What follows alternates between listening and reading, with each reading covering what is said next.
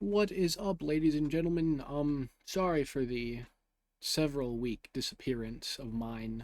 Thank you for those of you who stayed subscribed, which I think was quite a few of you.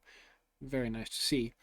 I'm just tending to more pressing matters than a maybe successful eventually channel. Um, so yeah, do care about you guys though, so we're gonna give you something to chew on. Plus, I'll just be playing Metroid Prime Remastered today. I'm not starting maybe starting another playthrough. I'm not entirely sure. Let me think. Had a friend who added that. That's comical. Um, yeah, I'm just gonna play this, and today I was gonna kind of discuss like how excited I am for the next Nintendo Direct. That's supposed to be airing hopefully after I get this video out. Otherwise, I'd feel really stupid because then there would be like no reason to listen to anything I'm saying in this video. But Nintendo has confirmed two things since the last time I uploaded a video, both of which I am beyond stoked about. The first being that their next console is real. They're going to have a next console, which I mean is like, duh, a given. They were going to at some point, but we've been waiting for roughly as long as we've been waiting for the fourth game in this series. So about 7 years since the console was announced, maybe longer. I'm trying to think. Might be 8 years. Well, okay. I'm not gonna. Don't quote me on any of my math because I'm not. I've nearly failed algebra 2. So, no. Why can't I do hard mode? Normal is not enough of a challenge. Ugh. Whatever. This game is comfort food. I come back to it constantly. Okay, I want to show you how many hours I have in this game because it's embarrassing. It's not embarrassing even. I love this game to death. Oh, just kidding. I don't have any reception. Never mind. It's like 40, 50, 60 hours.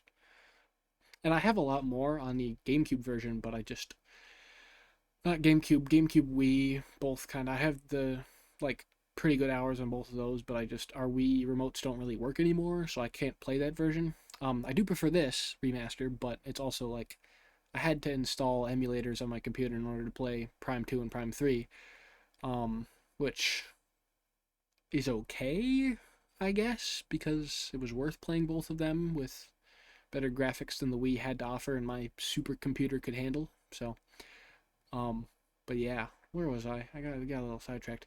Oh yeah, Nintendo announced their next console. Like, finally, it's real.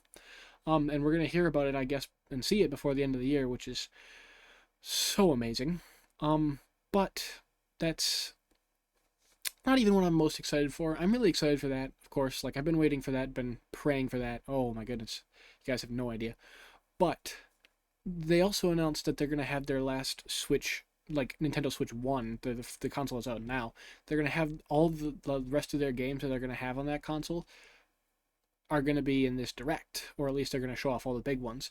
And I'm sure you're all aware that there is one game, 7 years in the waiting, that was announced for Nintendo Switch, and we have seen like nothing except an update saying it was restarting development like 2 years after it was into development. And they didn't even show us anything. They were just like, yeah, we're sending it back to the studio that did the other three. Like, why didn't you just do that in the first place? Point is, that Direct is going to be this June. And I am firmly of the belief that we're going to see something related to Metroid Prime 4 there. They have to. Because they did the same, I'm pretty sure they did the same thing with Luigi's Mansion 3, which, I'm sorry, I'm speaking really fast, so I'm having a hard time breathing. But with Luigi's Mansion 3, they announced it for the Wii U, and then where am I going with this brain fog? Yeah, they announced Luigi's Mansion 3 for the Wii U, and then they showed it. I'm pretty sure they showed it off on the Wii U, but it came to Switch instead. Actually, why am I comparing that to Metroid Prime 4? Metroid Prime 4 is a very, very different situation. Luigi's Mansion 3 was like scrapped and restarted at that point, so hopefully that doesn't happen to Metroid Prime 4 too.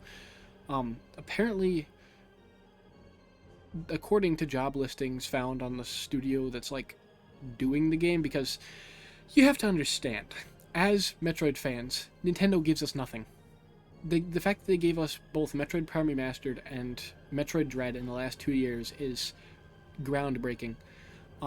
Like, we didn't ever think we'd have, other than Metroid Prime 4, Metroid game on Switch. Like we had nothing. We had like the old 8-bit games, which don't get me wrong, classics, wonderful, love them. They're not Metroid Prime at all. Um, so yeah, that's awesome. We've been feasting pretty good, but Nintendo also notoriously hates Metroid fans, and I don't know why. I don't know what we did. Okay. Oh, don't tell me I forget. Okay, no, never mind, never mind. I still got my visors. There we go. Mm-hmm. Gonna be scanning some crap. I know I've scanned these 1,000 times, and I know exactly what they do. It's so simple, but it just tickles my fancy to do it again because I love this game. Grew up on this game. This and Majora's Mask and Ocarina of Time are like the three most nostalgic games for me. Those and I guess Super like what was it? Yoshi's Island? Not Yoshi's Island. I did not play Yoshi's Island, but like I think it was Super Mario World. Whichever one had Yoshi and Mario sitting on him in a cape on the cover.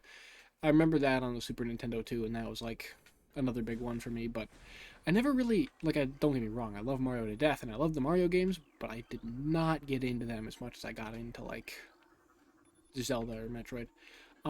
Now do I love Mario Kart and such games to death? Yes, yes I do. And have I played them for hours on end and gotten really good at them? Yes, yes I have. I hate to admit that though I have played Mario Kart on the Wii, I have not not just had the time to get good at it because we didn't actually have that on console. We had Mario Kart 8 Deluxe, which I did get really good at, but also I got good at it with the Wii U gamepad, which is built like a Fisher Price toy, so can't really compare it to the Wii. But I don't know. I'm kind of just rambling. I'm just happy to be recording another, like having the time and energy and desire to record another video. So I'm just gonna yap and yap and yap and yap. But anyway, yeah, the June Nintendo Direct, I am incredibly excited for. Every time I read these, I swear. Uh huh. Launch trauma of the cranium. If you ever played this game, if any of you ever played this game, scan everything, please. It's arbitrary. Do it, or not arbitrary. It's mandatory. Do it. You don't have to, but you don't get anything for scanning everything. Um, but do it. Do it anyway because it's funny and a really big part of the game. It tells an environmental story. And a lot of people are just like, no, I'll play the game without scanning anything. And that's really tough because if you read deep enough into the environment and stuff around you, you can figure out how to play the game. My brothers have this problem when they're playing it. They're like, oh, how do you do this? Because they know I'm obsessed with the game. I talk about it all the time. They're like, finally playing it. Thank goodness. But, like, all the time, they're like, what do I do here? It's just like, well, what did I say before? Scan stuff. And then they scan stuff, and they find out how to do the thing that they were asking me how to do. So, like, if I'm going to teach them anything about this game, it's going to be scan stuff. If you want to know what you're doing, scan stuff, please. Oh, I sound like I have, like, ADHD squared and then squared again when I'm talking. But the June Nintendo Direct, I'm very, very, very excited for. There's been a lot of rumors about Splatoon 4, which I have a hard time believing we're gonna see anything about that because it has been significantly less than a year since we saw Splatoon 3, which, don't get me wrong, fantastic game. Huge Splatoon fan.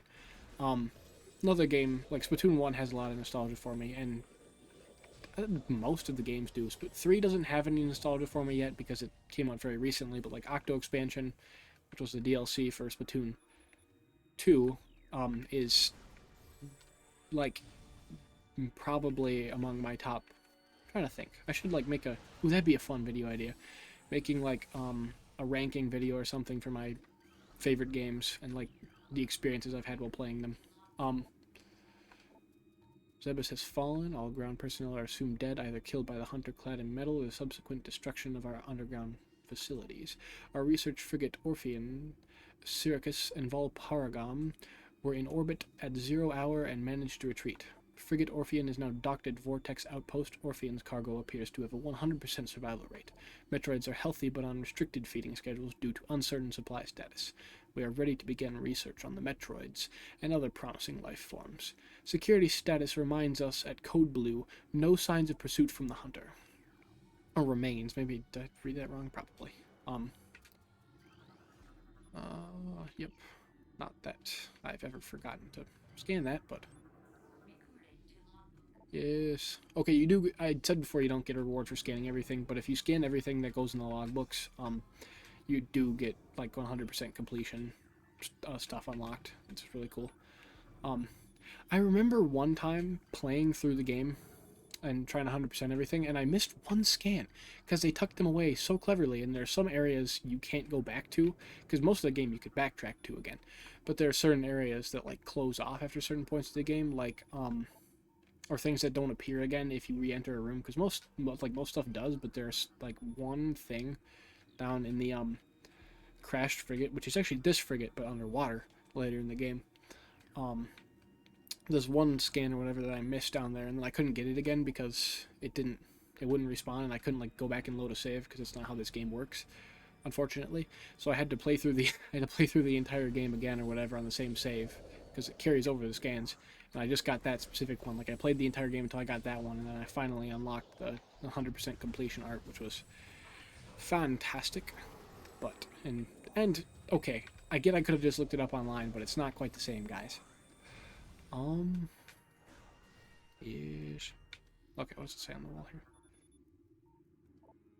I just I don't know. Maybe it's just me. Like I get a lot of people are like, "Oh, boring, it's reading." But like the amount of detail and like just stuff that I can just be like cuz like people will enjoy games like Zelda games or whatever enough to purchase a book that just goes over the history of like the world and the world building because that's really cool. Metroid, you don't need to read a book. It's all right there in the game. They give you every single little detail about everything, and it's just awesome. Like, oh, there's a strange contraption over there. Here's what it does. It serves as a mining equipment or something, and like you get to find out like about the daily lives of your enemies, the space pirates, through random scans and when you invade their base. Like it's so cool, and a concept that I wish would be applied in more games, and one that had better be there in Metroid Prime 4 because it's been there in every other Metroid Prime game. Like in a normal game, you just see a dead body on the ground, and be like, okay, he's dead. But here they tell you how he died. He got cut open and probably eaten alive by something we're going to encounter pretty soon. Yeah, there it is. There's a scan. Death caused by removal of internal organs. Poor fellow, but you play with fire and you die. So, I don't know. Okay. I am the metallic ball. Put me in. Open the door. Open the gates. Open the gates. Okay, there we go. Yes, it's time it again to... No, no, no. Wait, never mind. I'm not on hard difficulty. I don't have to worry too much about these guys. Yeah, need a missile. And then, yeah, they give you missiles there because it's a safe station right here. Yes. I don't know why I'm explaining half the crap in this game to you guys, because like I've done like at least 2 playthroughs on it before, which I know you're probably all like, oh, why won't he play other games so we can see him play through other games? Well, you don't understand. Other games are not Metroid Prime Remastered. Other games are not this game. You don't understand. It's just not possible. Yeah, it looks like it's been partially eaten. And we get to find out what did that in the next room. I think. I think the next room is... Yes, Parasite Queen. Okay. Yes. And we will be scanning the bodies beforehand because, it's funny. Mm-hmm. And... No life signs detected, and... Still contain a heat signature. They have not been here for very long. Oh, I love world building. There we go. Let me in. Let me in there, buddy. Going to beat the living daylights out of this thing. Oh, I remember the first time I played this game and saw that, and I was like, oh boy, this is makes you feel powerful. Okay, and we gotta scan it. It's even though I could kill it without scanning it, it's much easier to after scanning it. Okay. Morphology. Parasite queen. Parasite female. Genetically enhanced by unknown means. A weak spot has been detected in this creature's mouth. Use your auto-targeting to acquire this new target. Scans indicate the presence of a potent mutagen. Origins unknown. Creature exhibits the ability to fire weapons-grade blasts of energy from its mouth. A trait... I don't even have to look at that sentence. A trait not present in the standard parasite genome. It's exactly what it is. I've played this game too many times. It appears the pirates have begun a bioengineering program, with considerable results. Yeah, you could say that. Okay. Boom. Boom. Boom. This is why I want to play the game on hard mode, because you're actually, like, kind of a challenge. But if I kill you before the shield even starts spinning... Okay, no, never mind. Never mind. I didn't. Ha ha ha. No. Too easy. It's too easy. I get it's a tutorial boss, but let me play the game on hard mode, please. I just need to play it through on normal mode, because I haven't unlocked hard mode on this yet.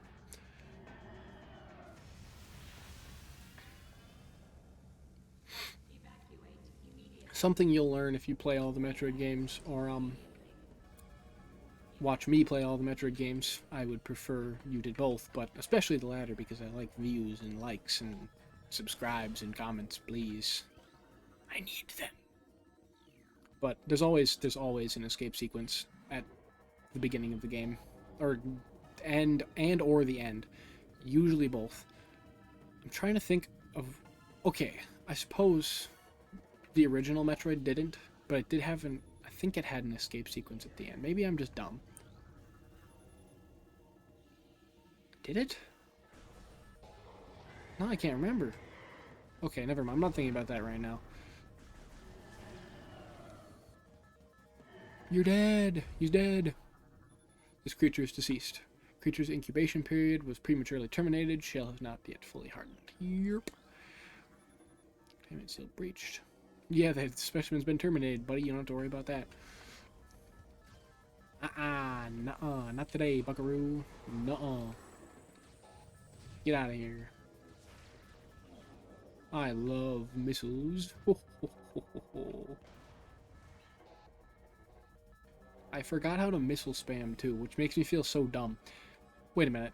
Can I? No, that's not how you do it.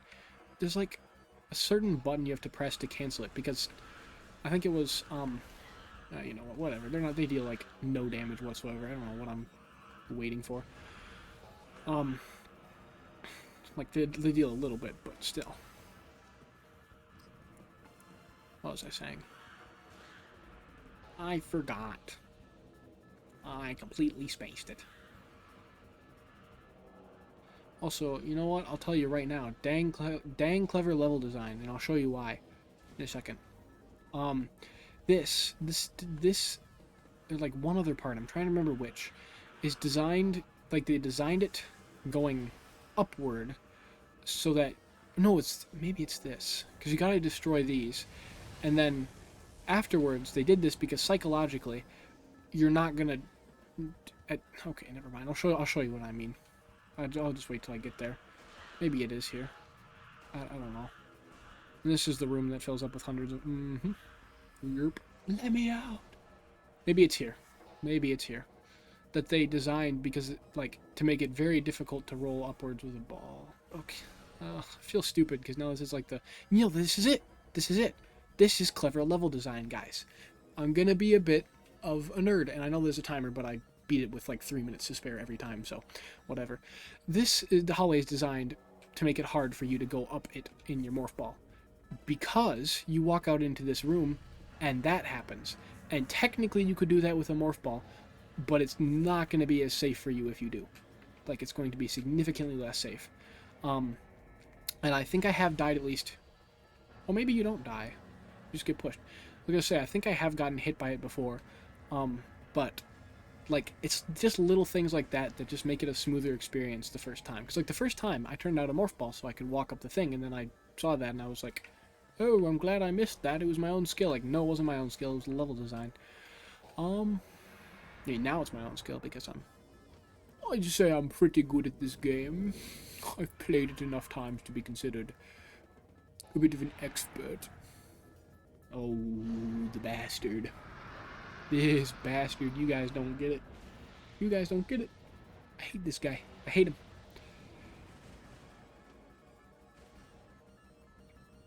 Technically responsible for the murder of Samus's parents. Scans. Need them. Yeah. Cerebral casing stable. Exoskeleton seal holding. Begin umbilical retraction. And... Subject matter Ridley. Weapon update complete. Stinger ballistics online. Plasma fuel cell online. And we'll get to find out what those are later in the game, because you have to fight him. In fact, that's why I'm trying to get out of the ship, to chase him down. Because I think he's the whole reason I'm even on this ship. I could be wrong. It might just be to investigate what they were doing with those parasites, but something like that. Also, this doesn't frustrate me because it's clever game design and cleverly justified, and it happens like every game. But I don't know. I find it kind of annoying. Like the game doesn't work without it, but there's a trope in Metroid games, like most of them. The first one kind of doesn't follow any of the tropes. We don't talk about the first one on the Nintendo Entertainment System, but they all kind of follow the trope of, oh, you're really strong at the beginning of the game, you lose all your armor, you get it back, and then you get more armor than what you had at the start of the game, then you beat the living daylights out of every enemy known to man. So wonderful formula, wonderful. It's just kind of funny because, like, she's the way the lore is built around the game, and this is part of what makes Metroid games so enjoyable and memorable, and just the lore like stinking awesome, is that Samus is like feared. There is currently no power, including gods who had to be locked in like separate dimensions for the sake of not consuming the entire universe, that she has, like, she's bested them. She's bested everyone. The Galactic Federation hires her to do stuff that their own, like, full-on planet-size armies can't handle. She's like the trump card for whoever hires her.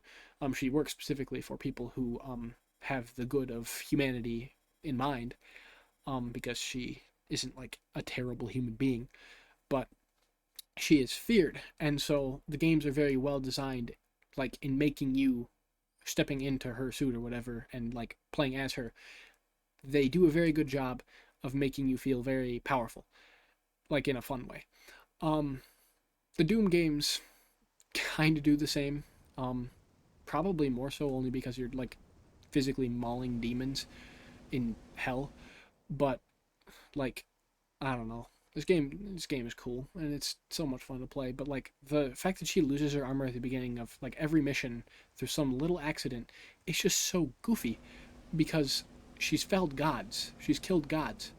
She's blown up like 17 planets. And then you have a little explosion in a little ship, and it's like, oh, bye bye, there, all your armor and abilities are gone. Bye bye, go get them back. Fun game design.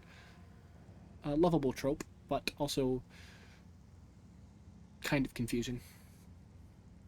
Okay, I said I was going to make this video about the Nintendo Direct and the fact that the Switch 2 is coming out, but I'm kind of just yapping because I haven't made a video in a while, and I just want to yap. Let me yap. It's my channel, I'll do what I want. Oh, okay. You must be kidding. Why you not tell me that I get scanned for scanning? Why you don't tell me logbook entry? See, stuff like this is so cool. You're like, normally you just see and be like, oh, it's a mushroom. But this, you can read what it is. It's called a saturnine, and it is a small iridescent mushroom that typically grows in dank, dark regions. And then, like, also this, like, it's such a small detail, but you get to read what it is.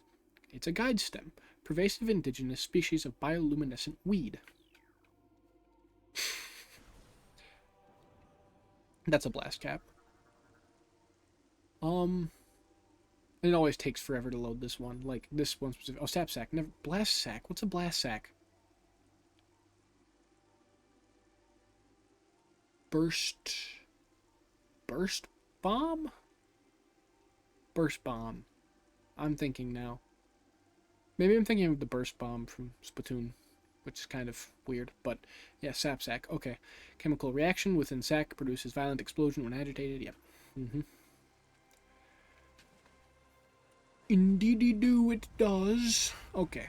Now, as promised, I'm going to yeah, okay. These are the blast caps. These are blast caps. Yes, I knew it. I knew there was something called a blast cap. I'm not stupid. Volatile chemicals within this weed's toxic fungal cap may explode if agitated. The poisonous flesh of the blast cap helps keep it from being eaten. It also detonates its fungal cap when it senses even slight contact. So, like, see if I do this. Like I stand next to it, boom, it damages me. It also gives me life in exchange, which is kind of funny. But, like, if you didn't read the lore, you wouldn't know that's the case. If you didn't read the scans, you'd be like, oh, that's interesting. Also, this, this looks like a normal hallway. It's just a normal little, it's a little, what does this say? The stone surface, the stone surface this lichen grows on appears too smooth to be natural, meaning that this is a surface made by some other race. Also, I'm trying to think. I think it says something about the age of this tree, like, dating back insanely far. Yeah, 200 years. Okay, I'm gonna stop proving that I just have played this game 100 times, because, yeah. Zoomer. Yep. Anchors itself to walls and other surfaces. Avoid contact with spice. A basic nerve center located. I'm gonna stop reading these because I've played this game 100 times and I just want to talk about the fact that we're finally getting another console at some point. Now, don't get me wrong. The Nintendo Switch is amazing. It's revolutionary. That's why I want to see the next one, because the next one is going to be on par with, like, people have been saying, like, nearly PlayStation 5 graphics, which means it'll be able to play games that the Switch can't. Because, like, the Switch is a console that requires you to have other consoles if you want to play certain games. Like, I can't play, for example, let me think. I can't play Elden Ring on my Switch, a game that I really want to play. So in order to play a game of that caliber, or a game like, I don't know, there are a lot of other... I already know about the seismic disturbance. It's the first boss. It's the Hive Mecha. I'm not dumb. Okay. Like, in order to play a more powerful game, like, say, Cyberpunk, or, um, Elden Ring, or, like, even Dark Souls 2 and Dark Souls 3, which are old games, but can't run on Switch. Even games like that, I just can't play because the Switch isn't powerful enough. It doesn't have the hardware capabilities to run those games. So I had to purchase a PC, which was not cheap to get one that's powerful enough to play those games. However, the studios that have made those games, have brought older games of theirs to Nintendo Switch because they can do that, and they want their games to be on Nintendo Switch because people buy Switches, and Switches sell their games. And I'm not, I'm not made of money. I'm a simple man. I'm a gamer. I'm a simple man. And when it comes to gaming, there are a few things that are important to me. First, most important one is that I am able to play games with the people I love and care about. For example, there's a woman who is very dear to me, and it is very important to me that I am able to.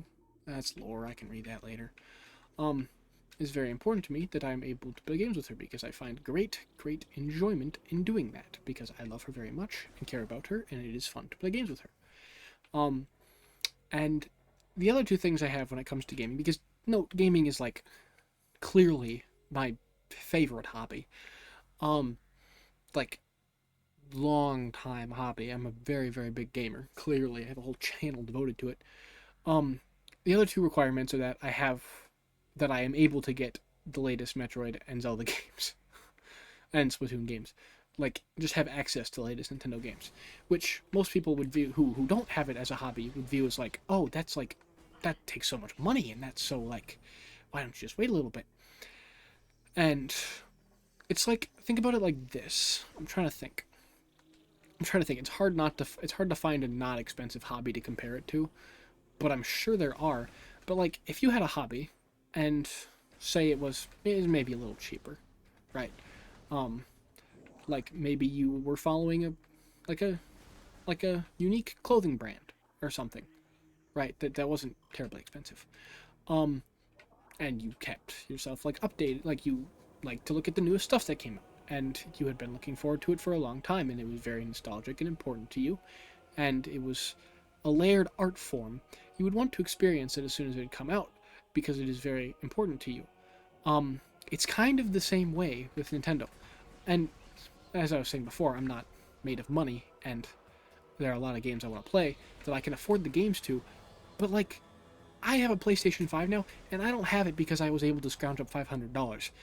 I have it because I won it at a raffle somehow.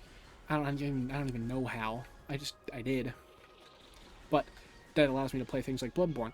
Whereas if Nintendo's console was strong enough to run games like Bloodborne natively, I wouldn't have to buy another console. So that's the logic I see in, like, okay, people are going to be like, well, you're buying their new console as soon as it comes out, why don't you wait? Well, the way I see it, because of how important it is to me to play certain games as soon as they're out, I'd rather purchase a potentially $400 console and be able to sell my PlayStation 5, or sell or give it away to someone who would actually make more use out of it. I'd rather be able to do that and also not have to build a PC in the first place that costs like 1,200, guys. That's not, I get it. Maybe some of you are rich. That's a lot of money. Am I willing to spend that much on people I love? Yes. Yes, I am. Absolutely. But do I want to have to spend that much to play certain games? No. But if I buy Nintendo's next $400 console, then for a long time, in order to play the games that I am looking forward to playing and wanting to play, I will not have to purchase more consoles. So in the end, though it seems an expensive decision, it saves me money because the chances are, I think what I'm going to do is I'm going to get their next console as soon as it comes out, obviously, like probably the day of if I can get my hands on it. And I will be having everything to do with that on my channel, don't you worry.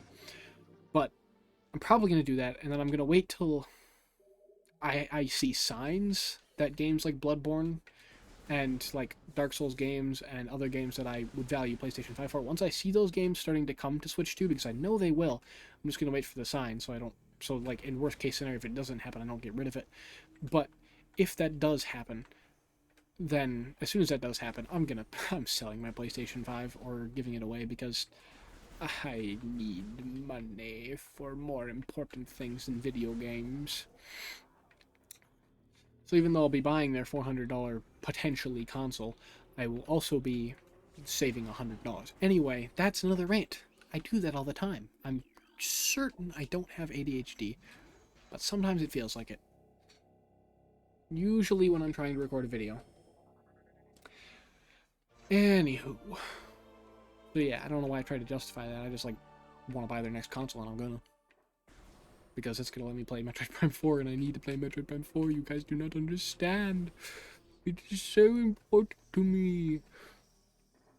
Oh, this is another tangent, but I have time. I'm only a half an hour into the video, so I'm gonna rant. I'm gonna rant and rant and rant and rant. I'm mad at Nintendo. I mean, I was already mad at Nintendo for ignoring Metroid for so long, but I'm like mad, because they finally came out with a Zelda Lego set, and it looks cool. It looks cool. You guys don't even understand. If you haven't seen it, go look at it. It's a Lego set, and it transitions between it's a 2-in-1 Lego set or whatever, and it transitions between, you can build it into the Great Deku Tree from Ocarina of Time, and the Great Deku Tree from I think it's Tears of the Kingdom. I want to say Tears of the Kingdom. It might be Breath of the Wild. I don't know. Hard to tell. But first of all, that has huge implications that we might get like an Ocarina of Time remaster or remake, which is something I have been praying for. Like, oh, I need that game to be made newer for bigger audiences, so people can experience the joy that is playing that game and the wonder.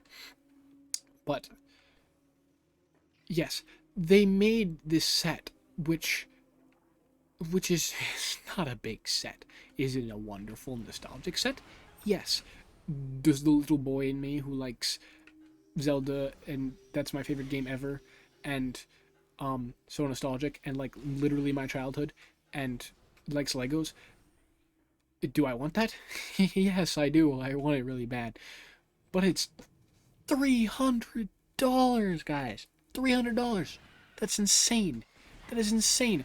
I'm pretty sure the Lego Death Star, which is like considered one of the biggest Lego sets of all time, or was at one point, was not. I'm pretty sure even that wasn't $300. I know Lego has always been kind of pricey for being a kid's toy, but like, guys, I know you think you're appealing to an older audience with that set. An older audience is willing to spend $300 on Legos because it's like a hobby to them and it's not like a toy. But please make it affordable to children for the love of Jesus Christ. $300 for a Lego set is ridiculous. I don't care if it's like maybe if it's like an entire city and contains hundreds of thousands of pieces. Okay, I get that. You need to be able to pay for the cost of the bricks. But charging $300 for a Lego set that is so important to so many people and they have been waiting so long for is just such a terrible, cruel thing to do. I want to own it so badly. I'm only not going to be purchasing it because I can't afford that. I'm not paying $300. I'd pay $300 for a console. Yes, I would. But I'm not paying $300 for a Lego set, because a Lego set does not allow me to play hundreds and thousands of video games. No, it allows me to move some Lego figures around and be really, really warm inside because I got a Lego set that's from my favorite game, one of my favorite games ever. Like, you could, okay, I am a Metroid fan above a fan of anything else. That is, if I'm a fan of anything, it's certainly that. And I try to keep up with Metroid stuff, purchasing it, if it's affordable. Like, the games I know are always going to be affordable. The games are never going to reach past the threshold of $100, and if they do, it's going to be because of inflation, and we'll be able to legally make within our work enough to sustain that. Because prices we get paid will rise too. But they'll always be affordable. Like, games, Metroid games will be affordable. However, financially, there's a lot of Metroid related crap that I really, really, really, really want, because I'm just at my heart, when it comes to being a gamer, I'm just a little guy. I just want cool stuff. Like, a lot. But there's this like, for example, there's this line of figures by this one company, and I know having an action figure is such a goofy little thing, because it's like, people think of like, oh, like a muscle man Barbie doll with more bendable joints and like stuff, but you guys don't get it. It's like art. It's so cool. You can put it up in so many different scenes. It's so cool. The detail, the intricate detail put into all the little things, like the different, and the fact that you can switch out like different hands and stuff so that you can give it different articulation, and it's just so cool. It's just so cool. But the line of figures that I have one of them because I wanted it enough to spend that money, and I was a lot younger, so in this day and age and how old I am, I guarantee I would not spend that much money again. But I got one of them, so I know how good they are. The company's name is Figma. Do not look them up, because you're gonna get Also, where am I going? Sorry, you gotta go here next. I know that much. I'm not stupid. But you need the morph ball bombs, and you get the morph ball bombs in here, and the morph ball bombs are pretty important, buddy. What was I saying? Yeah, the company's name is Figma. Don't look them up, because they're such a good figure making company. Nintendo uses them to make a lot of figures that are just like better. You know, if they're making it, that it's going to be better than any other brand on the market. But they also indulge in making a lot of like kind of really nasty anime. Like, okay, I don't have a problem with anime. I love anime. I love anime to death. Amazing art form. And I like even stuff that has more raunchy stuff in it. Like, oh, okay, I'm fine with that. But when it's purely that, no. And they make a lot of action figures from shows, like anime shows, that are purely just nasty stuff. Stuff that should be appreciated and enjoyed between a single man and woman, and solely between them and no one else. Point is, don't look up Figma. But they do make figures, but they range in the price threshold of 300 to at the least. I mean, there's some in the 50s, but they're so bad. But like the better ones, 100, 200, that range. No, I don't even think 300. I don't think I've seen one for 300. But like, do I really want to get those? Yes, I do. Do I have one? Yes, because I was younger and I kind of feel bad about buying it still, but it did look really cool, guys. You don't get it. Um, but do I want to own that? Yes. Am I willing to pay $300 for that? No. No, and I want that a lot more than a Lego set. Like, not more than a Lego set, actually. I shouldn't say that, because I'd probably give it up for that Lego set, honestly. Um, but like, do I want it? Yes. Am I going to make wise financial decisions over something that is going to serve one purpose? Like, a video game console serves many purposes, can play many games. An action figure, not so much. Okay. I know how this works. I'm not stupid. Also, I need a bomb for that one. I think. Yeah, where's the fourth one? The fourth one is hiding, buddy. Fourth one is... Oh, I remember where the fourth one is. It's right down here. Yep. And then we open up the thing, and the thing... Point is, I'm very sad because it's so expensive, and I want it so bad. You guys don't get it, I want it so bad. I don't wanna, I just want it. But I can't afford it. Anyway, that's, yeah, another little side tangent. But back on the topic of the Nintendo Direct. I'm very excited for that for a lot of reasons. First of all, even if they have nothing good in them, nothing that I enjoy at all, it's still like, it's like Christmas morning, guys. Like, Christmas morning, you might not get the presents you want. You know, that's sad. That's a reality you have to accept sometimes. Sometimes you just can't afford them. Sometimes your parents don't want to get them for you, which is makes me really sad sometimes because that's happened a lot with me, but you know, whatever. I'm 17, I'll deal with it. But like, still, even if you like, you can never know for sure. That's the thing. You don't know for sure, and there's hope there.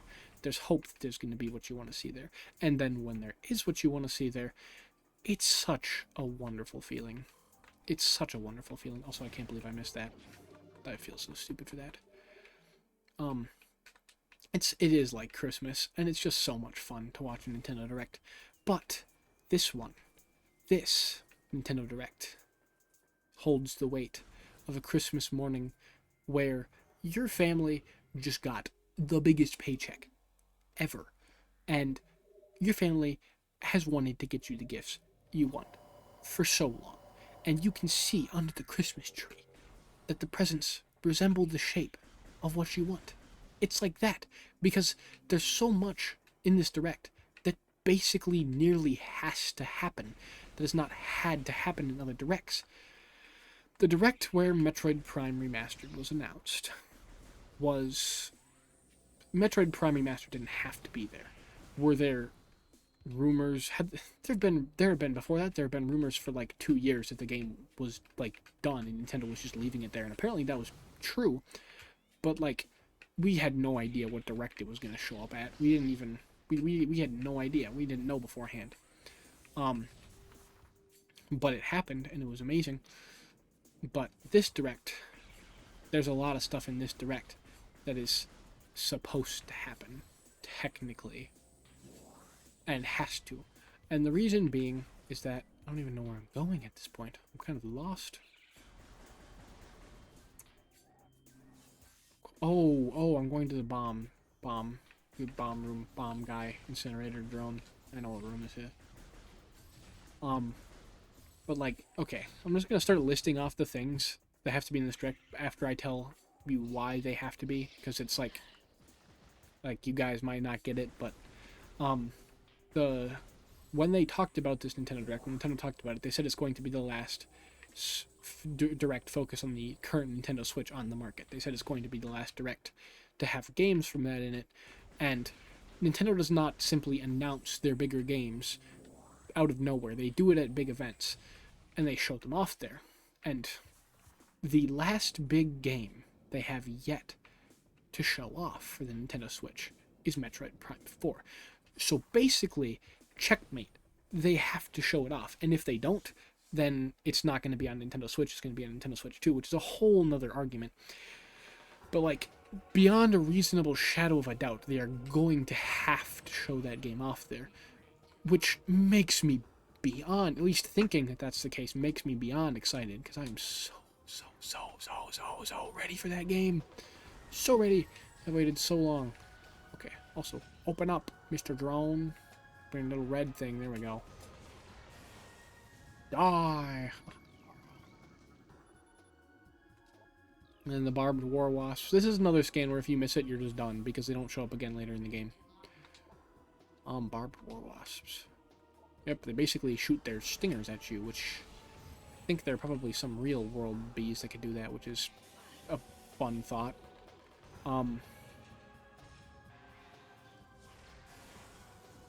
I love missiles. Come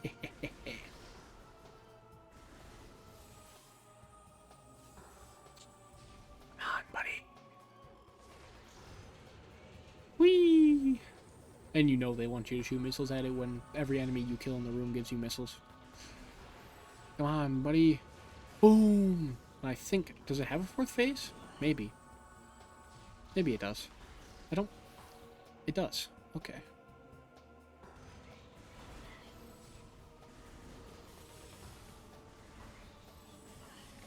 Get out of my face. Get out of my face. There it goes. And now, I get my bombs. Give me bombs, please. Yes, see? Kaboom. Bombs for me. And we will be taking those now. Yes. Okay, so I think there's either a missile expansion or an energy tank in this room.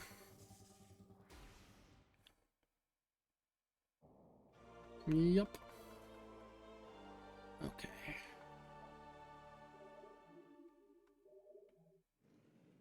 That's not the one. It's over here. Yep. And then you just bomb that. And then in here, missiles, I think.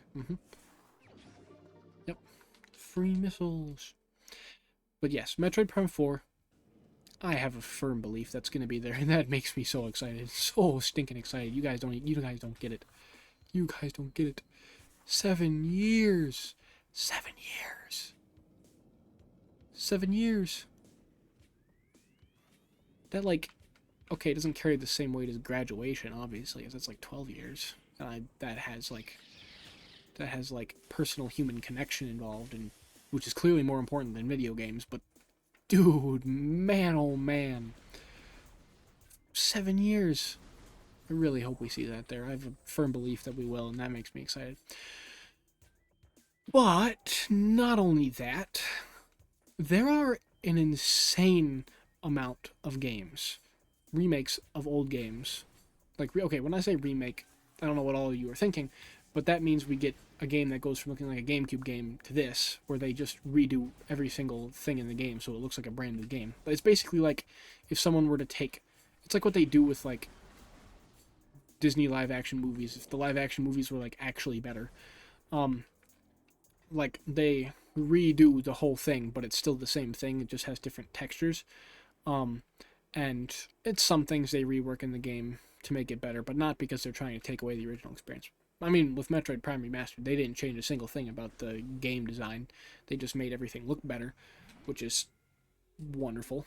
But a few of the games that have been rumored to be in the making or remaking, as it may be, let's start with the Metroid ones. Metroid Prime 2 and 3, which are not yet on the Switch, have been rumored to be remastered, or at least touched up, like maybe made HD, like upscaled resolution and stuff like that, which is so, I'm running out of breath here, which is so stinking excited. It's exciting, you guys don't understand, but the ability to have those games to play on Switch would mean I get to replay them a lot quicker, which is what I want to do. I've played both of them on my computer, but yeah, so they might be announced there because they've been rumored by the same people who rumored that this game was being remade, and were correct on that. So I have a feeling those are going to be announced at this Direct too. Maybe not, because technically those are the kind of thing that could still come out on Switch 2, and might be better if they do, because that means they're going to have a better chance of like having, like actually having good graphics. Which to a lot of people doesn't matter, and there are games where it doesn't matter. Like, I was completely content playing the original version of the game on the GameCube, um, despite it having, like, for the GameCube, amazing graphics, best graphics on the GameCube, but incredibly chunky by today's standards. But I totally still enjoy games like that. Like, they have a lot of nostalgia. Like Mario Kart, like the older Mario Kart games, like, are they the crispest, most realistic visuals? No. But do they still, in their own way, look beautiful? Yes, yes they do. Also, where's the fourth one? Come on. Give it to me. It's not down there. Oh, why is there just a new bug in my room every day? Why? I'm not friends with them. Why do they love me? They love my room. Oh no. They love my room so much. It's ridiculous. Actually, I'm gonna pause the game. Where'd the beetle go? Little bastard. Oh, you're running away. Hell to the no, friend. You're getting crunched. There we go. Free food. I'm not gonna eat it. That's disgusting. But not. Don't make me fall down again. Actually, never mind. Free life. It's actually probably why they're in this room, because of the acid pit, so that they can be a sustainable source of energy. Yeah, that's nice. That's why I need a sustainable source of energy, because there's a pit of boiling acid at my feet. Anywho, yeah, Metroid Prime games. Metroid games in general. Very excited to see them there. Zelda might announce their next Zelda game. I'm pretty sure the Direct is not going to have anything about Switch 2, though. They said it's not going to have any games that are going to be exclusively on Switch 2. Like, maybe if Metroid Prime 4 is released late enough, it'll be on both, and I'll play it on both. But they shouldn't have any. Where's the last one? It's like down there. There it is. There we go. There we go. Now that thing opens up. Lovely. But yeah, those Metroid games, very, very excited, because those might probably maybe be there. And there are quite a few Zelda games too that have been okay. Cool little thing that I have learned from playing this game enough. You can scan certain surfaces, and I think it's sandstone is bombs, telluric alloy is super missiles. No, densium. What's densium? I think densium is super missiles, and I can't remember which one is power bombs. But like, they have different materials in them that are susceptible to different types of damage, and if you read it, then you can figure out what you can use to break it. And so for sandstone, bombs. Missile plating, it'll just say it's weak to missiles, or I think, or whatever. Yeah, so like that one will just tell you straight up that explosive weapons may damage it, so you know how to break it. Also, poison grass, it's going to get me. Tangleweed. Venomweed. Tangleweed are the ones of these that are not poisonous. You can find those somewhere. Poisonous plant that retracts into the ground if threatened. Venomweeds evolved to thrive in the habitats of large organisms they evolved from. Tangleweeds. They lure prey with brightly colored leaves, then detain it with tiny barbs to deliver powerful toxin. Venomweeds rapidly decompose anything that succumbs in their midst. So basically, Venus flytraps and whatever you call them, Venus flytraps, and I literally have the other ones in my room. No, never mind. Those are Venus flytraps. I was thinking pitcher plants. That's it. I was thinking Venus flytraps were Flagra. Actually, that's funny that I did just see this boss now. I got as a gift from a most wonderful woman. I got some Venus flytraps. And I named them after this chonkular bastard, Flagra. Absolute critter. and it is my sworn duty to kill him. We will be scanning him as well.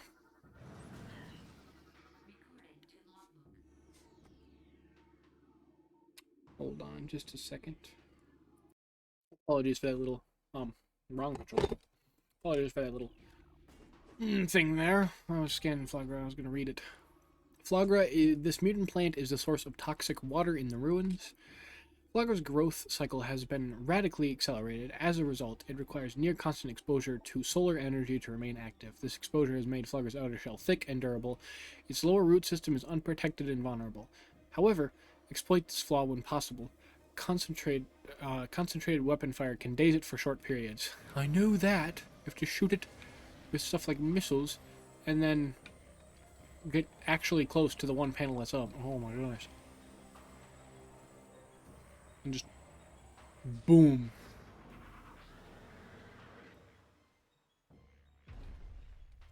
Also, that's another scan I missed the first time around, were those little tentacles, because you only basically get them during the fight, and like they're their own separate scan in the logbook, which is weird.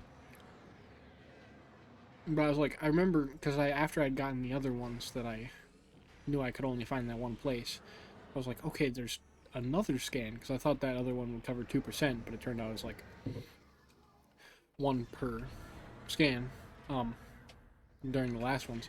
So I was like, I looked all over, I was like, what scan am I missing? And I was like, the boss's tentacles. That's insane. Like, why not just make that part of the boss? I don't get it. Also, no, that's why you have to stun him, because he does that. Yeah, exactly. And stay down. Boom. That's right, buddy. You're done. Kaboom! I've grown too powerful. Ho ho ho ho.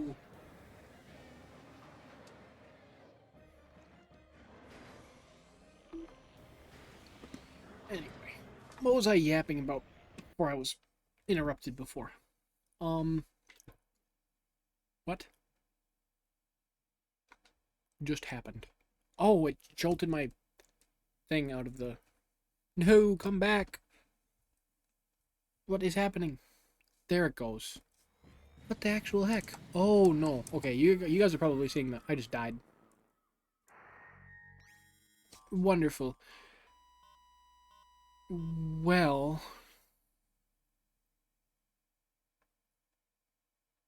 That's great. I don't really mind. My, the cord that connects my Switch to my monitor, because I have a whole nother, like, weird gadget thing set up to actually capture this footage, that feed got interrupted, so my screen stopped letting it come through. Maybe you guys saw that. Maybe you guys had to... Oh, maybe you... Okay, never mind. The mic is still working. Okay. You guys had the feed interrupted for a little bit there? Maybe? Maybe? I'm not sure. It's back now, hopefully. But, yeah, I died because I could not see what was happening. But I still have my bombs? Yep. Okay, I'm good then. Which means I don't need to go back up here. I just need to go back to the tree, and tree's there. Yep. I need to go back to the tree and scan all those things again, which is easy enough. No biggie. Anyway, what was I saying? Oh, yeah.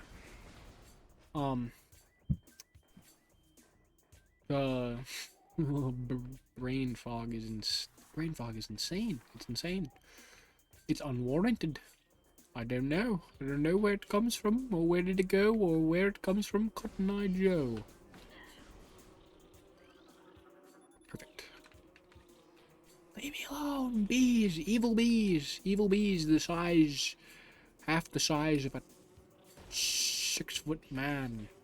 Just like 3 feet. I could have just said that, but saying 3 feet bees is not as cool. Oh no!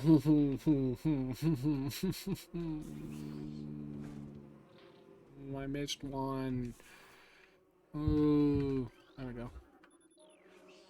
Where are the space jump boots when you need them? I want to be able to double jump, but I can't yet because I'm very early in the game. So no space jump boots for me. No, I just have to scale it the basic little peasant way that all the normal space people do. Okay, there we go. Open the gates. Let me in there. I'm gonna sink that bastard in 5 minutes. Less than 5 minutes. He's gonna be dead. Gone. Done. Spoken for when I'm done with him. His life will be taken. There we go. Ha ha ha. Not gonna get caught up in any of these tangly weeds. Also, I'm pretty sure it didn't save my scans from those, but I do not care at all, because I can scan those later. The only thing I'm going to need to scan are Flagra and their tentacles. I can't assign a gender because I'm entirely unsure. It's very hard to tell when you're talking about a plant. Well, I think there are gendered plants, which is weird. And no, there are gendered parts of a plant. I think. I think fungus is the... No. No, there are just gendered parts of a plant.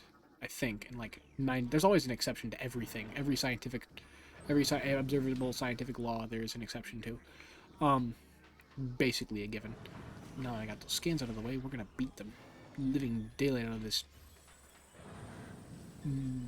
silly Billy. Boom. Easy.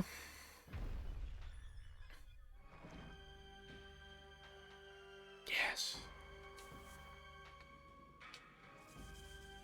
I just find myself instinctively hitting buttons that do things, like use features that I have not, or like upgrades that I haven't unlocked yet. Like I just tried to boost there, which is something you can do when you're in Morph Ball form that makes you like go a lot faster, but I haven't gotten the upgrade for it yet, but I was pressing the button to do it. Because I'm just used to playing the game, and for a much larger chunk of the game, you actually have that item, so it takes a little bit of getting used to being this far back in the game, but yeah, that's right. No, you stop it. Nobody cares about you. Stop it. Foul creature. Quack. Quack. There we go. Close the route. Let me in, please. On the hairs of my chinny chin chin. Boom. How does it fail? How does it fail, buddy? How does it fail? Kaboom. I gotta do this 2 more times. Basic rule of thumb when you're fighting a boss. He's gonna come back as many times as there are key items in the room. And the key item here is the light panels. And there are 4 of them. I think he's the only boss with... You get back there.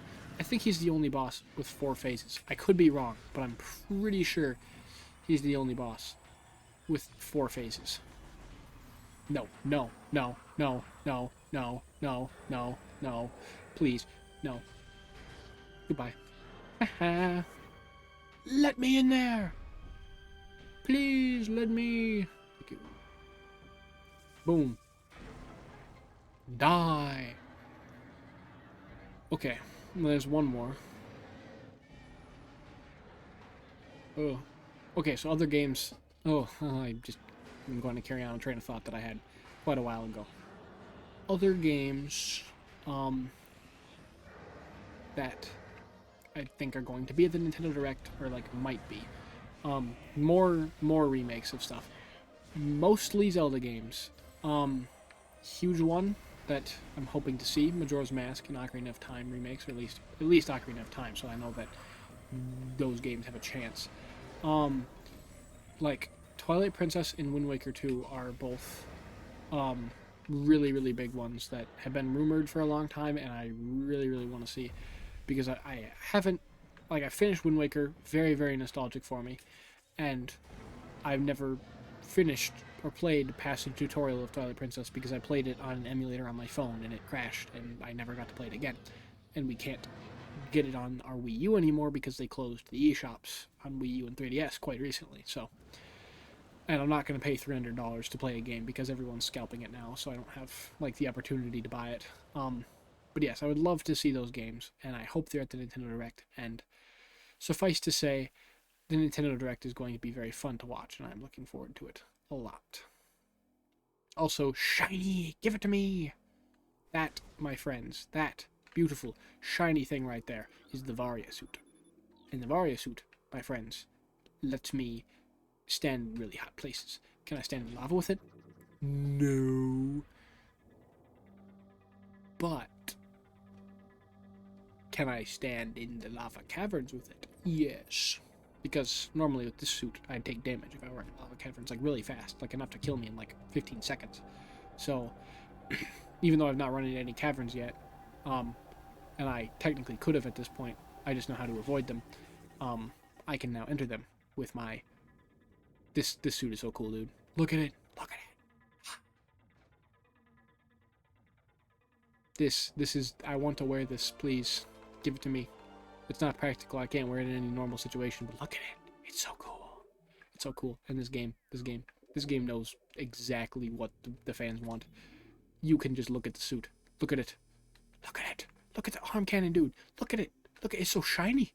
It's so shiny. It's got details. It's got little energy generators in there. And then the suit shoulders, they have the little lights in them. Oh, it's very fancy. And then the visor, you can see the face through the visor. That is the coolest detail. That detail, the detail of being able to see the face faintly through the visor, that existed in the first game on the GameCube, which was technologically unbelievable. Just a cool suit, man. And I wonder, I'm trying to think. Can you just turn off suits? Maybe. Oh, you can go back and like look at other suits. Maybe not. Maybe I'm just dumb. Anywho, time to move on. Just thought that was kind of cool. Let me back up. That route. It causes so much trouble for me. Yes. There we go. And then we can get through. Cause so when you don't have the gravity suit, technically you can still move around in water, but you could barely see anything, first of all. And you're very slow. But once you get the gravity suit, which is way later in the game, you are able to traverse water freely, and it opens up a lot more places for you to explore, which is mighty wonderful, if I do say so myself. Also, yes, give me health points, please. You can't kill these bastards. Not without the wave beam, which I do not have. Yeah, so they're basically just little bombs. But if I do stupid stuff like drop bombs, I think they do too. Or maybe not. Maybe that's the other ones. These ones, though, if you hold your charge beam, they get pulled towards it, which is really cool. They'll hurt you if they touch you, but still kind of cool.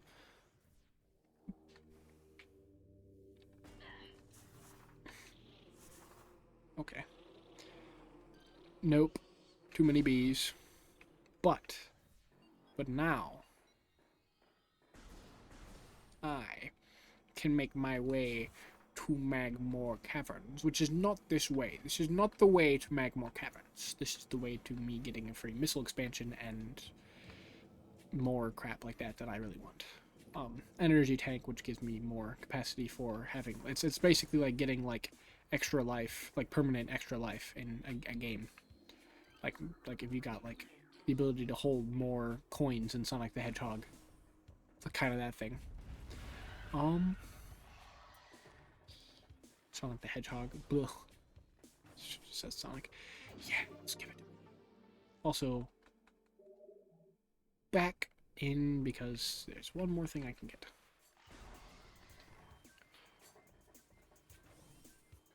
Yes. Because I am clever. I get all 3 locks, but I know how to do that very well.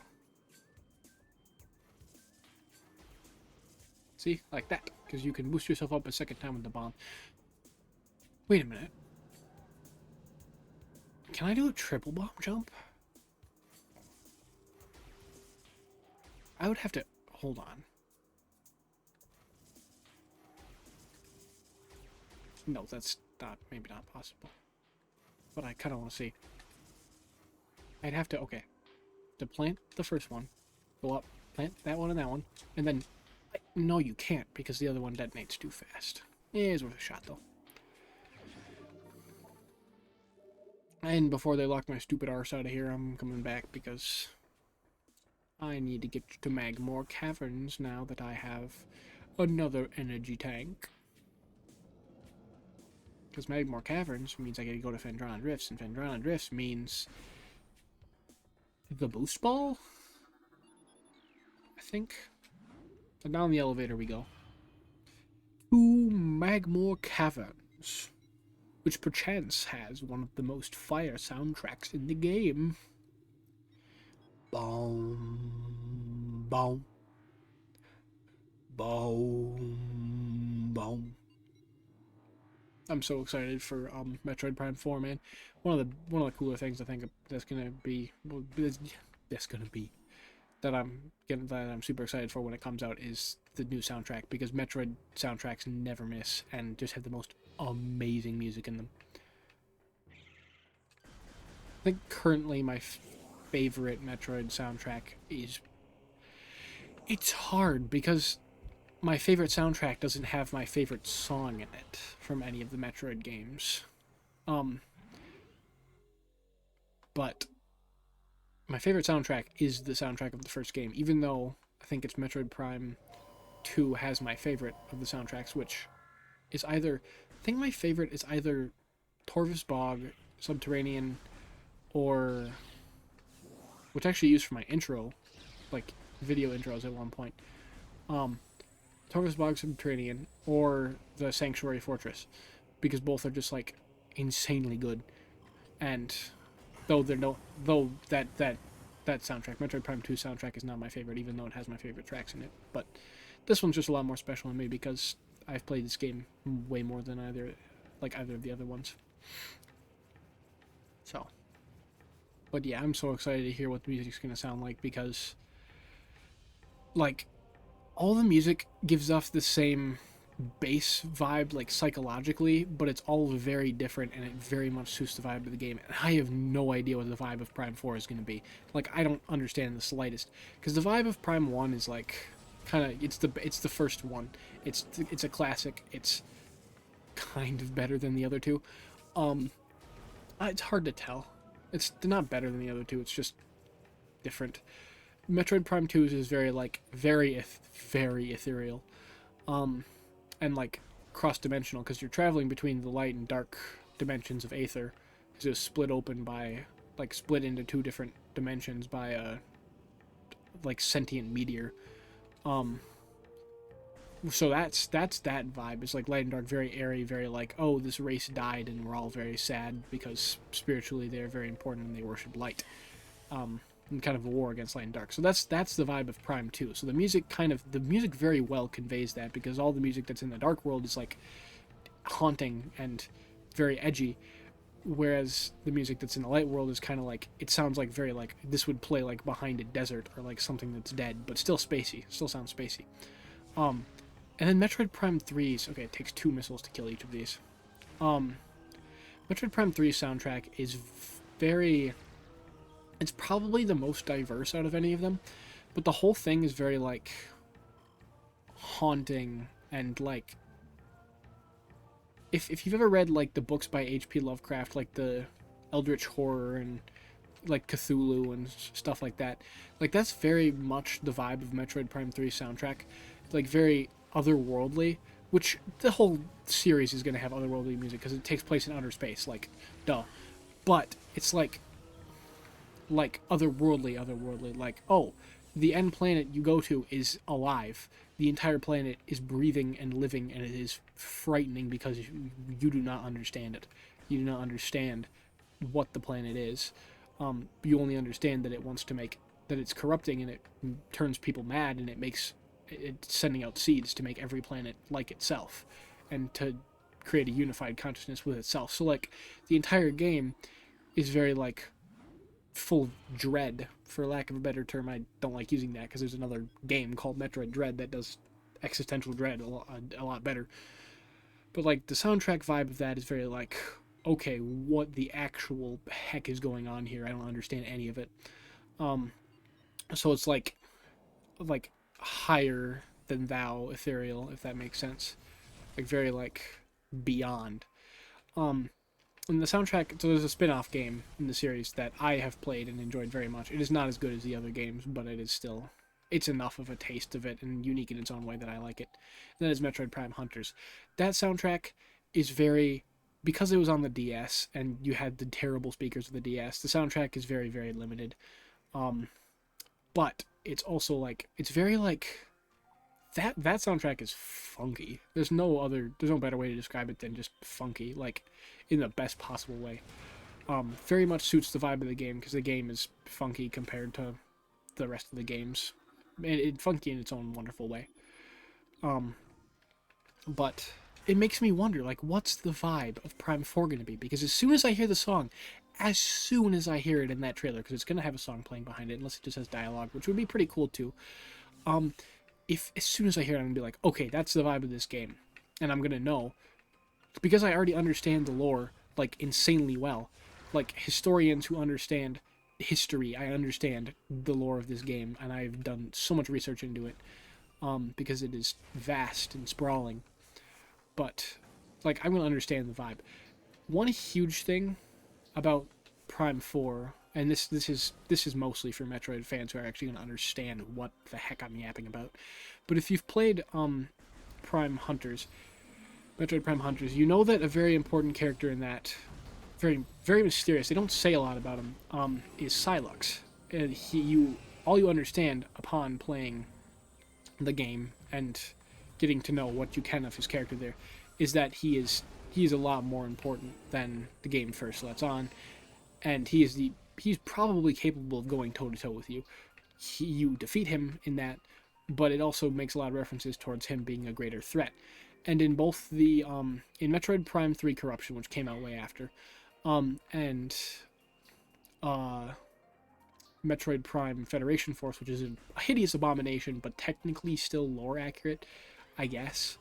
It's just so bad. Um, but both the like 100%, because when you 100% the game, you get extra cutscenes that let more into the story and like what's going to happen after the game. Both those cutscenes, Silex was seen doing something, which lends huge credence to the theory that Silex is going to be very important in Prime 4, like to the point where he might be a fully voiced role, like as a main like antagonist or enemy in the game, which I just look forward so much to seeing because we barely got to know him as a character in either of the other ones. We just got a bunch of tidbits here and there that need to be explained. And he is such a cool character. He's got a cool design. I'd look it up if you can. I mean, you're probably not going to find any good like art of him because very few people actually know about Metroid Prime Hunters. And it was on the DS, so it was very, very like the polygon count was terrible, but he looks like so cool. You guys don't even get it. Like, oh my goodness, so stinking cool. How do I get up there? I can't yet. So I go over here. Maybe. Yes, I do. But yes, he's gonna play a critical role in the game, and like, but that still doesn't give me a clue into what kind of vibe it's gonna be, because like all the games have their names, right? Except Metroid Prime, because Metroid Prime was just Metroid Prime 1. They didn't think they were going to make it to making a sequel. They didn't know if it'd be that successful. Metroid Prime 2 is called Echoes, and it's because of the paradox between the light and dark realms of Aether and how they echo each other in strange ways. Like you'll have a site that's dedicated to like burial in the light world, and then it'll be crawling with foul creatures, or also a burial site for their enemies in the same world. Like it just so happens paradoxically that that's the case. And so Metroid Prime echoes of a better time, echoes of the light that you're trying to retrieve from Dark Aether. But and then there's Metroid Prime 3 Corruption, which is like corruption because Phase, the sentient planet, is trying to take over all the other planets with the Leviathan seeds. But like I want to know the name of Metroid Prime 4. What's it going to be called? Because we're going to hear the name and then we're going to get a huge clue into kind of what the vibe is going to be of Hold on. Just a second. Sorry yet again for the interruption and the startling reaction. My brother lives right next door to me, like, as in room-wise, so I don't get much peace from him. He wanted to tell me a joke, and I humored him, because I love my brother to death. But, anyway, that's the boost ball. So that's the thing I was trying to use earlier, but was too stupid to realize that I didn't actually have it. And this, it basically, you get to hold it, and it allows you to build up momentum. And on half-pipe structures like this, it allows you to get high enough to maybe, like, reach one of the edges of it and access new areas. It also lets you just move faster, which is very nice. So, like, in areas where you're able to, or, like, areas where you'd normally have to just roll slowly with the morph ball, you can zoom, so. But, the map is probably going to alert me of this. There's a half-pipe structure in, like that in the original area, Talon Overworld, the kind of rainforesty area. So I'm going to head back there, and I'm going to use that to go get the space jump boots, which allow me to double jump and reach more areas here. So basically, I got to go back and forth between them because the double jump will let me reach further areas here. But first I have to go get the double jump using the item I got here. So lots of backtracking in this game, but it's not bad. It's one of the things I love about it. You get to see these beautiful environments again and again. Also, Ridley!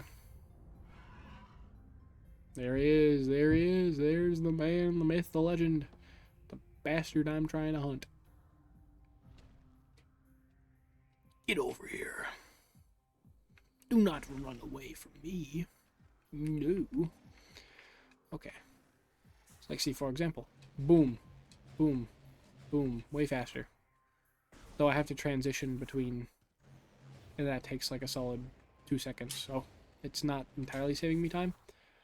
But, still, elevator time. Back down to Magmore Caverns, and then back to, Talon Overworld. Oh, I should have saved. Oh, I'm stupid for not saving. Oh, if I die, I lose it all. No, please. I'll save at the end of Magmore Caverns. I should be fine. I've made this run so many times that I'd be embarrassed if I died. But I also died before when I would have been embarrassed. So, like, actually, no, never mind. I'm a genius. I'm so stinking brilliant.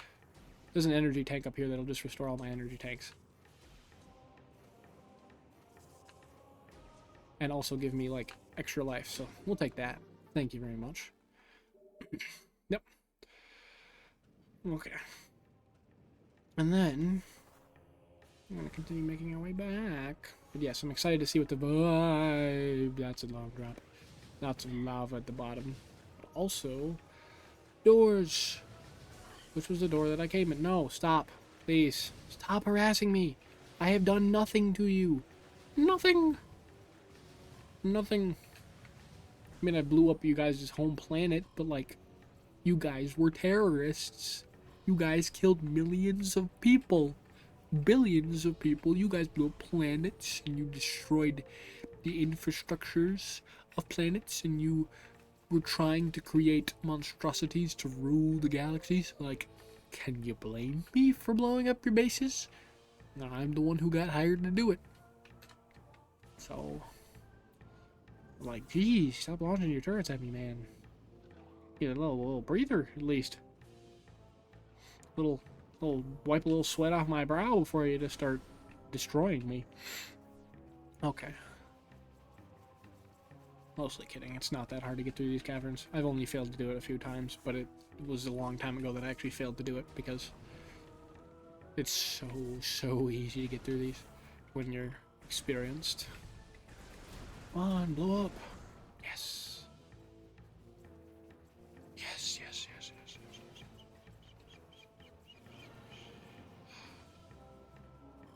I'm so tired. Oh, I could just fall asleep right now. But I need to get out of these caverns. I'm gonna get hit by both of those fire beams. No, let me through, you stupid bug. You stupid little bug. You can't hit them from the front. Oh, just kidding. I was completely wrong. There's probably an enemy later on that I'm thinking of. I do that all the time. I'm like, oh, this enemy, and then I'm like, oh, right. It's a different one. I've got about 6 minutes left, so I'm probably going to end the video. Maybe sooner, I'm not sure. Well, stay tuned for the ride. Probably the next save point I end up getting to. I'm gonna be done. Or the next, maybe not the next item. Yeah, I'm gonna get the space jump boots. I'm gonna do that, and then I'll be done. I think. If I can make it in time. Because if I make my videos longer than an hour and a half, like terribly much longer than that, it takes so long to upload them. And sometimes they just won't, and I would like to be able to upload the videos I record, so... For your viewing pleasure. Okay. Yes, yes, yes. Yeah. So yeah, I'm excited for the Nintendo Direct. I'm excited for Nintendo's next console. I'm excited. I'm happy. I'm excited. I'm so stinking tired too. Like it's a good tired. It's not a tired that comes from doing things that are not important to me. If it was a tired that came from doing slave labor, I wouldn't like it very much, but it's a tired that comes from spending time with the person I love, so I don't mind. It's a good tired. But I am tired. But sleep is for the weak. Let me through. Why does it take so long to load the door every time? Also, that's another little clever thing. The game developers, and because this uses the same code that does the same thing, in order to be able to store this big of areas with this much detail on something like the GameCube, like they weren't this detailed because this was remade for the Switch, but like in order to be able to store that much detail in a loaded area, what they did is they would hide the area loading behind these doors. So when I do open that up, that loads that area, and then it has pre-rendered frames, so you can, in case you look back, but that area is deloaded, and so it only has to focus on rendering this area. It's a very, very, very clever trick that allows the game to run a lot better on limited hardware. Just a little tidbit. I feel, well, no, you're not. Most people are not going to be specifically watching this video because they're Metroid fans. Like Metroid Prime playthrough, I would not explain any of this because, you guys be like probably seasoned Metroid fans and understand that, like half the stuff, and just want to see me play through it. But this is like, I don't know, to show you that my channel is still alive kind of video. Just for fun, really. Which is all I all I ever play video games for, but you know what I mean. Open the door, please. Let me in. Here's the other half pipe structure. Gotta kill these fellows, and then yeah, and then I gotta do a bit of platforming, and then I get the space jump boots. So die. You're next, buddy. Boom. Get out of the way. And then in here, I have to walk through a little tunnel, and then I'll find the beautiful space. No, never mind, because like this is the higher ledge right next to where my ship is conveniently parked. Yup, and there's my ship down there, but I wasn't able to access this ledge before because I have little baby feet and I can't jump that far. What? Ooh, yeah, we're scanning these. These are edible. Morphology. Red starburst. Edible flowers bloom seasonally. Considered a delicacy in many territories. I could just harvest those and make bank. Which I think is kind of funny. Also, this is so beautiful. This is why I love this game. Look at it. It's just like shining. It's shining through a hole in the sky. It's shining beautifully upon probably one of the most convenient items in the game, aside from the plasma beam that just incinerates things. The space jump boots. Let's go. Watch this. Watch this crap. Watch this crap. Watch this crap. This is how you jump normally. And this. Oh, I can't reach it. I only have one jump. Whatever will I do? The space jump boots. I can jump twice. I can ascend to new heights. Also, because of the fact that you can't just like press it, you can press it really quickly, but you don't get as much air as when you press it separately.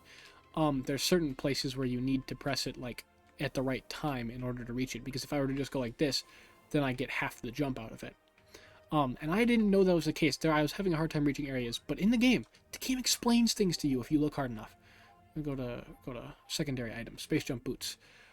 You can look at, where is it? There it is. Yeah, you go to here in the menu, and then you press down, and you can see Samus's notes on it. And timing is important when using the space jump boots. Experiment to discover ways to increase height and distance when jumping. Without that, I probably would not have figured out how to get to certain areas the first time playing through this game. Let's see if there's anything for the missile launcher. Samus's notes. Missiles fired with a lock-on will seek their targets. Missiles can destroy objects made from radion or brimstone.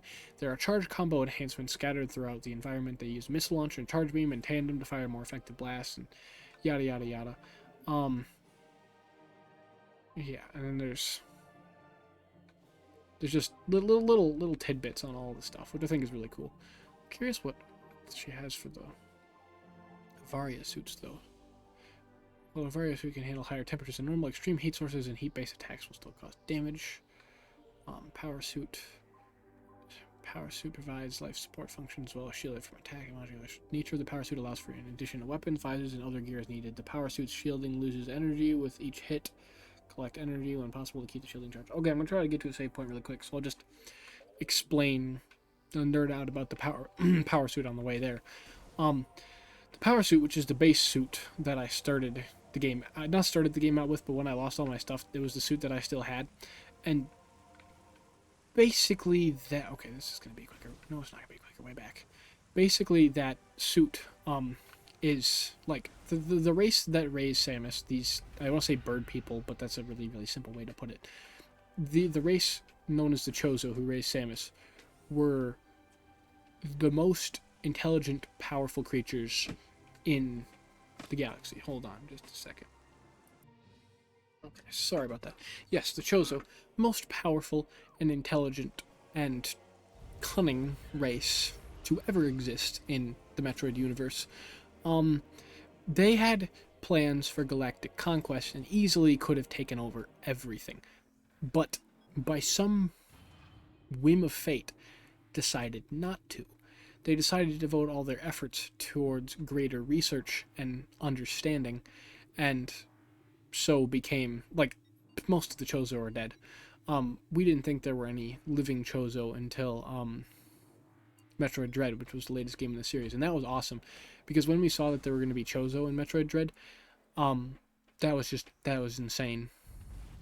Like, the whole series up to that point had been building up to that, because every single game was like, okay, the Chozo are dead, the Chozo are dead, the Chozo are dead. Oh, there might be living Chozo here. Nope, you found out again that the Chozo are all dead. But then you find living ones who both end up dying, unfortunately, in Metroid Dread. That's a whole nother lore thing. But Samus was raised by these Chozo, and the suit she wears, because they were a warrior race and incredibly technologically advanced, so they could make suits like this or make suits that would adapt to different technological upgrades, like biologically. Her suit is stored within her DNA when she's not using it. So it's not like an object that can be pried off her. In fact, there's a whole game that started out because the Federation tried to remove her armor in order to give her a vaccine to save her from a corruption, like a sickness caused by this parasite. They tried to remove her armor forcefully while she was unconscious, and it broke it. It broke the armor so bad that it, like, twisted her physically. Because the suit is an extension of her body, basically. Where's that save point? Not in here. But anyway, the Chozo were able to create suits like that, and they were also able to create one that Samus could wear. And so the power suit she wears, I think the Varia suit is, but the Varia suit and the base power suit she wears are Chozo design, and were designed for her specifically, because she's the only human to infuse with Chozo DNA to ever exist, and is even in this game referred to as the promised one, because, or the chosen one or whatever, who will come to liberate the souls of the deceased Chozo after the corruption is spread, which is the corruption is the complicated lore if you actually understand the series. Gonna have to sit down and, if she's willing to listen, explain the lore of this game to my wonderful woman. Or I think she will find it interesting, maybe, hopefully, I don't know. But yeah, lots of lore. I'm gonna cut off the video there because it's been pretty long. In fact, it probably should have just been a 20-minute video because I was just yapping about nothing important. But also, I needed to release a video, so there you go. Whether you guys are watching morning or night, I hope you guys are having a great one, and I will see you guys in the next video.